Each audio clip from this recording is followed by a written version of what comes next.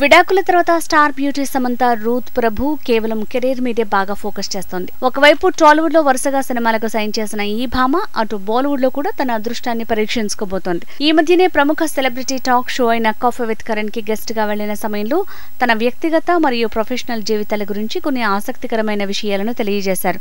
అయితే పుష్ప సినిమాలో ఊ అంటావా ఊహు అంటావా పాట తర్వాత సమంతకి బాలీవుడ్ లో కూడా బీభత్సమైన క్రేజ్ పెరిగిపోయిందని చెప్పుకోవచ్చు.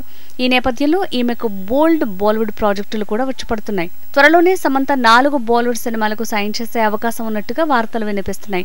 మరోవైపు చాలా వరకు టీవీ కమర్షియల్స్ లో నటించే అవకాశం కూడా సమంతకి వస్తోంది.